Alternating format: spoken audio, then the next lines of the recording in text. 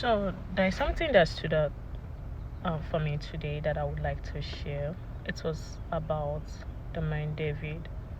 The man David has been a strong case study to me as a person, and today, one particular thing I want to talk about him is his identity.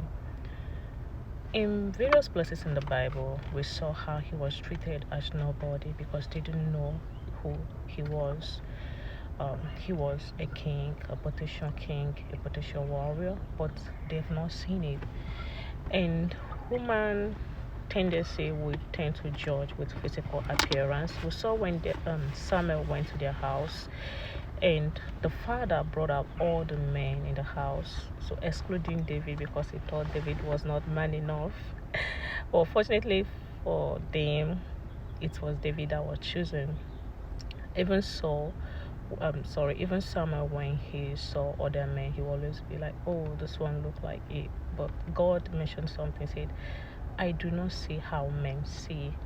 I see differently." So eventually, they brought the little boy David, and God was pleased. And they say that the Spirit of God fell powerfully on him. Like that word "powerfully" really means a lot. But that's by the way. So you also see the place where he was taking food to his brother during the fight with Philistines.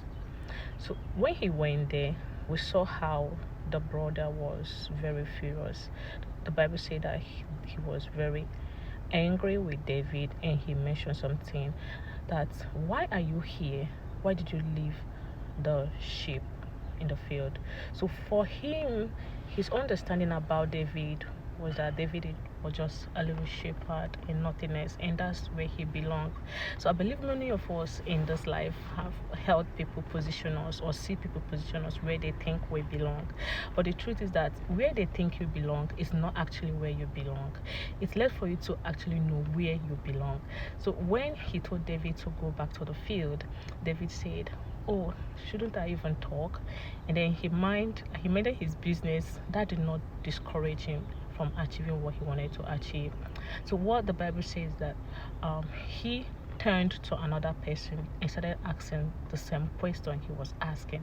So that actually stood out for me because he looked away from people that were degrading him, that did not know who he was, and he focused on people that actually understand and were willing to listen and answer his questions.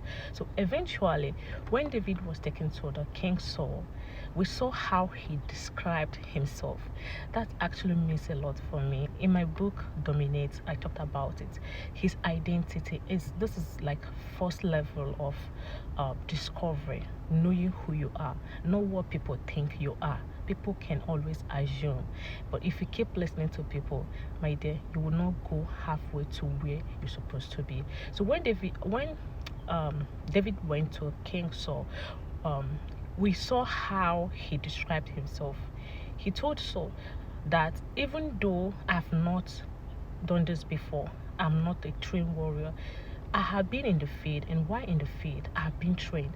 Okay, that was another statement that Saul made. Saul said that this man Goliath has been fighting war from childhood. So do you think you can challenge him?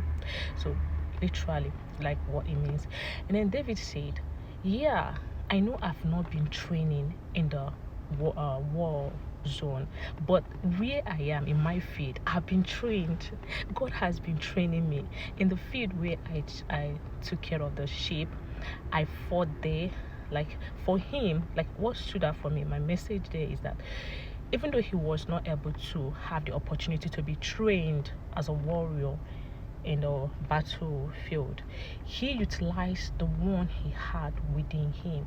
The field where he was working, he was being trained, and eventually came opportunity where the Lord glorified his name through him. So this is very, very vital for me.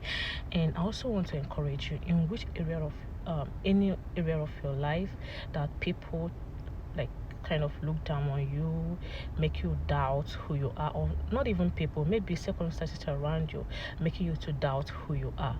I want you to go back and reflect on this message. You can go and read the Bible.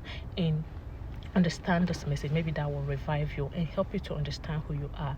Your identity is not tied to anybody, it's tied to Christ, it's tied to you. You need to go inside, ask yourself question, so that if you have this understanding, no matter what people say about you, no matter what they assume, you will know who you are. It will not affect you. You have to just affirm it and remind yourself in the downtime of who you are, and that actually saves you a lot. It gives you peace of mind, whether people are talking about you or whatever things are going on. You know who you are. And also it helps you, it saves you the pressure of people pleasing. Like, many people try to do anything possible just to make people happy or make people accept you. It's good to be sociable and relate with people, but it shouldn't be like based on pressure to impress, or pressure of feeling that if you don't do it they will not accept you. You already know who you are, whether they accepted you or not.